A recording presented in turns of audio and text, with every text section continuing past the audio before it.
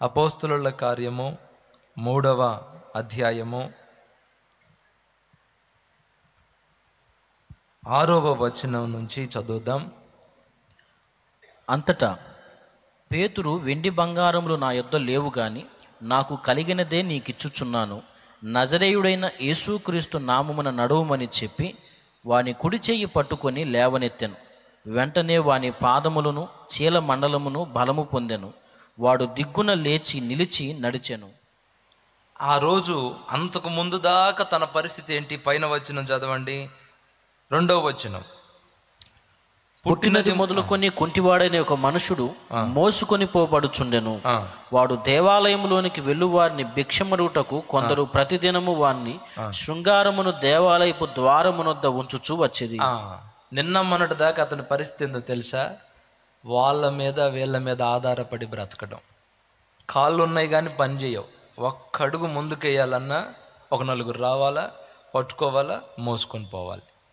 నిన్న మొన్నటి దాకా అదే తన పరిస్థితి. వాళ్ళు వీళ్ళు రావడం, భుజాన్ని ఎత్తుకోవడం, మోసుకెళ్ళడం.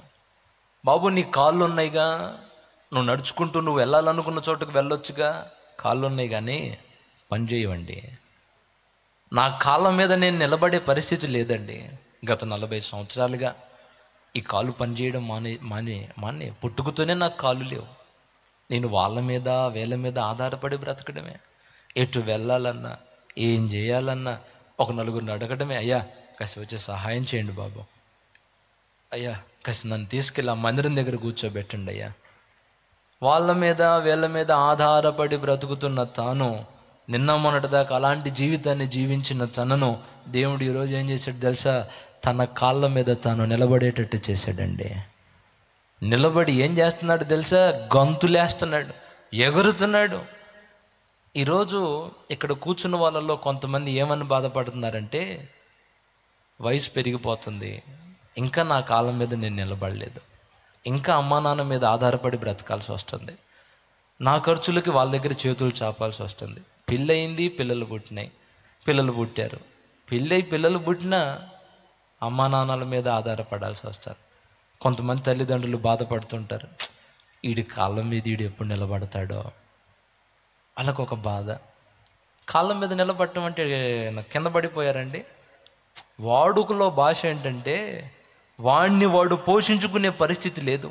ఒకళ్ళతో సంబంధం లేకుండా, ఒకళ్ళ ఆధారం లేకుండా, ఎవరి ప్రమేయం లేకుండా వాడంతట వాడు బ్రతికే పరిస్థితి ఈరోజు లేదు. వాడి మనుగడ సాగాలంటే మేము ఆధారం అయ్యాం. వాడి కాళ్ళ మీద వాడు ఎప్పుడు నిలబడతాడు? ఇక్కడున్న వాళ్ళలో కొంతమంది నా కాళ్ళ మీద నేను ఎప్పుడు నిలబడతాను? ఏందో ఇన్ని సంవత్సరాలు గడిచిపోతున్నాయి, ఒక ఉద్యోగం లేదు, సరైన జీవనోపాధి లేదు, నా అవసరతల కొరకు చేయి చాపాల్సి వస్తుంది అని బాధపడే పరిస్థితి. ఈరోజు నా ప్రభు నీతో అంటున్నాడు, ఇప్పటిదాకా వాళ్ళ మీద వీళ్ళ మీద అమ్మా నాన్నల మీద ఆధారపడుతూ వచ్చావు కదా, ఈరోజు నీ కాళ్ళ మీద నువ్వు నిలబడేటట్లుగా అద్భుతం చేయబోతున్నాను నేను. ఇక వాళ్ళతో వీళ్ళతో సంబంధం లేదు నీకు, నువ్వు నిలబడతావు. ఒక మంచి ఉద్యోగం నేను నీకు ఇస్తా, ఒక మంచి జీవనోపాధి నేను నీకు ఇస్తా, నీ వ్యాపారంలో లాభం వచ్చేటట్టు నేను చేస్తాను. తల్లిదండ్రులారా వినండి, మా పిల్లలు ఎప్పుడు వాళ్ళ కాళ్ళ మీద వాళ్ళు నిలబడతారో అని మీరు ఆలోచిస్తున్నారు కదా. అద్భుతం జరగబోతుంది. ఒక మలుపు నా తండ్రి తిప్పబోతున్నాడు. నిన్నే వాళ్ళు ఆదుకొనబోతున్నారు. ఇక నువ్వు వాళ్ళ మీద ఆనుకునేటట్టుగా నీ బిడ్డల్ని నా తండ్రి నిలబెట్టబోతున్నాడు. ఆమేన్. ఇక వాళ్ళ దయ కొరకు వీళ్ళ దయ కొరకు నువ్వు ఎదురు చూసి వెంపర్లాడే పరిస్థితి ఇక లేదు. నువ్వు మళ్ళీ బయట ఉంటే నేను చెప్పలేను.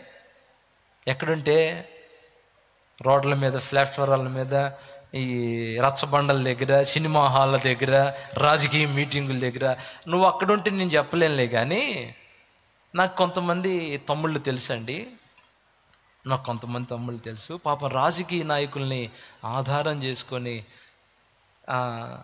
వీళ్ళు అధికారంలోకి వస్తే మనకు ఏదో ఒక ఉద్యోగం ఇప్పిస్తారని రాజకీయ నాయకులను ఆధారం చేసుకొని ఉదయం లేచిన కాడ నుంచి సాయంత్రం పనుకునేదాకా వాళ్ళ పంచనే కాసుకొని వాళ్ళ దగ్గరే ఉంటూ వాళ్ళ చుట్టూ తిరిగేవాళ్ళు.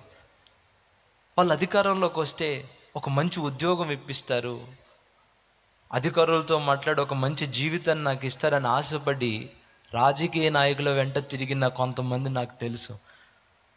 మనం వస్తే నీకు నిమిషాల్లో నీకు ఉద్యోగం. ఈ ప్రార్థన చేశాడు, ప్రభువా మా పార్టీ గెలిచేటట్టు చెయ్యయ్యా, మా పార్టీ గెలిచేటట్టు చెయ్య. ఎందుకు? ఆ పార్టీ గెలిస్తే తనకేమైనా ఒక ఉద్యోగం వచ్చిద్దేమైనా. కానీ బాధాకరమైన విషయం ఏంటో తెలుసా? పార్టీలు గెలుస్తున్నాయి, మారుతున్నాయి, వాళ్ళు వస్తున్నారు, వీళ్ళు వస్తున్నారు. అయ్యా నీకేమైనా జాబ్ వచ్చిందా? నీకేమైనా జీవితంలో వాళ్ళ చుట్టూ తిరిగావు కదా, ఏదైనా కాస్త నీకు సహాయం చేశారా? అన్న చేస్తామన్నారు, కానీ అధికారంలోకి వచ్చిన తర్వాత మమ్మల్ని పట్టించుకోలేదన్న. ఇప్పుడు ఏదో చిన్న జాబ్ చేసుకొని నేను బ్రతుకుతున్నానన్నా అని బాధపడిన వాళ్ళు చాలామంది నాకు తెలుసు. అంటే ఇప్పటి ప్రభుత్వమా అంతకుముందు ప్రభుత్వమా అనేది కాదు. ప్రభుత్వాలు అవైనా ఇవైనా ఏ పార్టీలు మారినా కొంతమంది అలాంటి వాళ్ళు ఉన్నారు అని చెప్తున్నాను నేను. అలా బాధపడుతున్న వాళ్ళు ఉన్నారు. కానీ నా దేవుని మందిరాన్ని ఆధారం చేసుకొని దేవుని పాదాలు పట్టుకున్న వాళ్ళు ఈరోజు సమృద్ధితో నింపబడి మంచి ఉద్యోగాలు పొందుకొని నలుగురికి ఇచ్చేటట్టుగా, నలుగురిని పోషించేటట్టుగా నా దేవుడు చేశాడు. నిలబడతాను, దేవుని సన్నిధిలో కాచుకో, దేవుని పాదాలు పట్టుకో. ఒకరోజు మనందరికీ బాగా తెలుసు, శాల్యమన్న జీవితంలో ప్రారంభపు రోజుల్లో అన్న కుటుంబం తనంతట తానుగా తన కుటుంబాన్ని పోషించుకోలేని పరిస్థితులు ఏర్పడ్డాయి. అప్పట్లో కుటుంబం కఠినంగా గడుస్తున్న ఆ రోజుల్లో ఒక సహోదరుడు వచ్చి చెప్పాడంట. ఏమని? అయ్యా, నాకు తెలిసిన ఒక మిషనరీ సంస్థ ఉంది, నువ్వు ఆ సంస్థలో చేరితే వాళ్ళు చెప్పే బోధ నువ్వు చేస్తే నెలకి ఒక 1000 రూపాయల నుండి 1500 రూపాయలు ఇస్తారు. పిల్లలు గల్లోడివి, ఇబ్బందులు పడుతున్నావు, వచ్చి పేరు రాయించుకో, అది క్రైస్తవ మిషనరీయే, రాయించుకో అంటే ఆ ఉన్న కఠిన పరిస్థితులను బట్టి వాళ్ళ మీద ఆధారపడదాం అనుకున్నాడంట అన్న. వాళ్ళ మీద ఆధారపడదాం అనుకున్నాడంట అన్న. ఆధారపడదాం అనుకొని సరే వస్తాను అన్నాడంట. రేపు వెళ్ళాలి. ఈరోజు ప్రార్థన చేస్తుంటే దేవుడు ఏమన్నాడు? యజబేలు ఇచ్చే జీతం మీద ఆధారపడి ఆమె కొరకు ప్రవచించే ప్రవక్తలు నాకు వద్దు. కెరీతు వాగు దగ్గర నేను ఇచ్చే ఆహారాన్ని తీసుకొని నా కొరకు రోషంగా పనిచేసే వాళ్ళు నాకు కావాలి, నీ ఇష్టం అన్నాడు. సరే ప్రభువా, నువ్వు పెడితే తింటా, లేకపోతే లేదని ఆ నిర్ణయం మానుకొని వెళ్ళలా. ఒక 1000 రూపాయలు 1500 రూపాయల కోసం వాళ్ళ మీద వీళ్ళ మీద ఆధారపడే రోజులవి. కానీ ఈరోజు వేలాది మంది సేవకులకు సహాయం చేసే కృప. కొట్టు గట్టిగా కొట్టాల్సిందే. వచ్చిన ప్రతి దైవజనుడిని ఒట్టి చేతులతో పంపించే పరిస్థితి లేదు. మామూలు వాళ్ళకి లేదు, విశ్వాసులకి లేదు, మరి ముఖ్యంగా సేవకులకి ఒట్టి చేతులతో వాళ్ళని పంపించే పరిస్థితి లేదు. ఇప్పుడు మన సేవకులే దగ్గరగా 250కి పైచీలుగా సేవకులు ఉన్నారు. దాపుగా 200కి పైచీలకు మందిరాలు ఏర్పడ్డాయి. ఒక పెద్ద సంస్థను చేసి పెట్టాడు దేవుడు మనల్ని. హల్లెలూయా. ఏమండి, ఇంకా భక్తులందరి జీవితాన్ని చూడండి. యేసన్న గారు సేవ ప్రారంభ రోజుల్లో గుడ్లు తెచ్చుకునేవాడంట. అవి కూడా ఏ గుడ్లు? బాగా బాగున్న గుడ్లు కాదు, కొంచెం క్రాకులు ఇచ్చిన గుడ్లు అయితే తక్కువ రేటుకి వస్తాయి. మామూలుది ₹1 పెడితే ఒక గుడ్డు వచ్చేది, ఈ క్రాకులు ఉన్నాయి 2-3 వస్తాయి. అందుకని షాప్కి వెళ్ళి అయ్యా క్రాకులు పగిలిపోయినవి ఏమైనా ఉంటే ఇవ్వు బాబు అని డబ్బులు ఇచ్చి తెచ్చుకునేవాడంట. ఒకరోజు ఆయన షాప్కి వెళ్తే ఆయన లేడు, వాళ్ళ ఆవిడ ఉంది అక్కడ.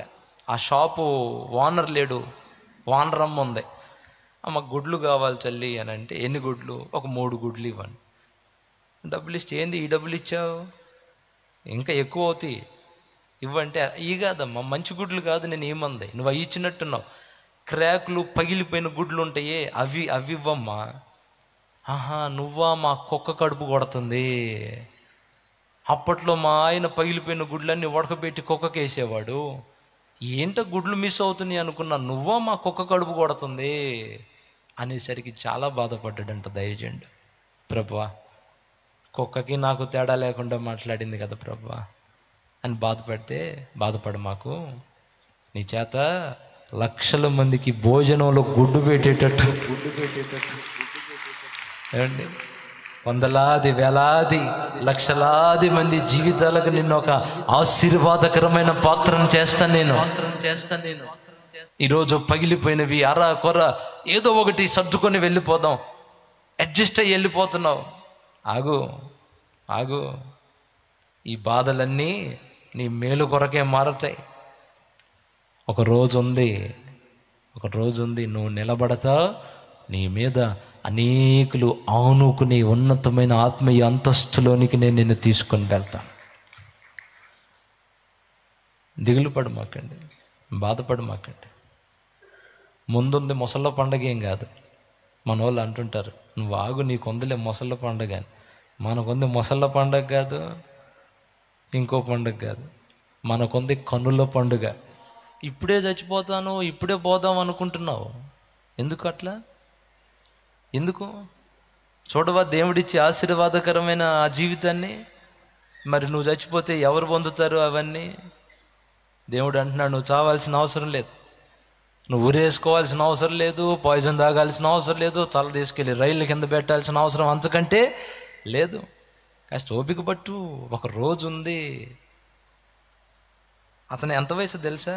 సుమారుగా 40 ఏళ్ళు అంట. 40 ఏళ్ళు దేవుని దగ్గర కాచుకున్నందుకు వృధా అయిపోయిందా?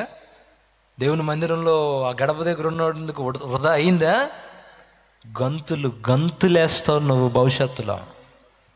దేవుడు చేసే కార్యాలకు ఆశ్చర్యపోయి గంతులేసి నాట్యమాడి పరవశించి ప్రభువుని నువ్వు ఆరాధించబోతున్నావు.